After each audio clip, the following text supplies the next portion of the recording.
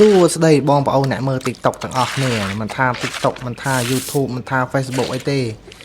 ឡូវនេះមកមើលគេធ្វើម្ហូបបន្តទៀតណាវីដេអូបែបសាមញ្ញ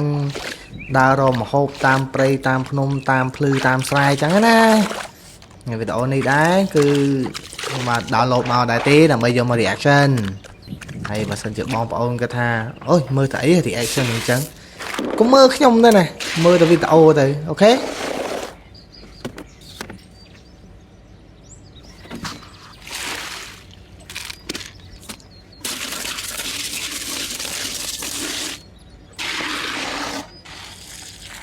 មើលរបៀបគេធ្វើម្ហូបបែបសាមញ្ញ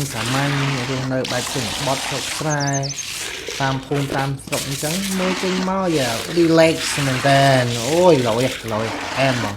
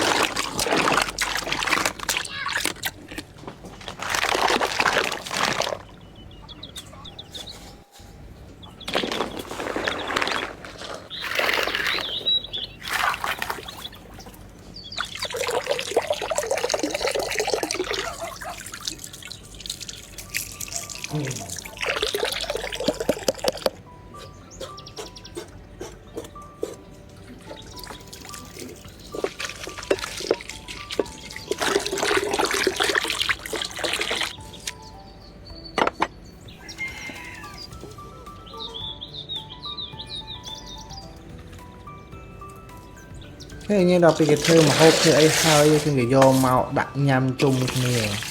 ខិនអញ្ចឹងចំណេញធ្វើម្ហូបញ៉ាំទាំងអស់គ្នាហើយបានវីដេអូថតសម្រាប់ផុសទៀតអូយគុណភាពហ្មងគុណភាពហ្មង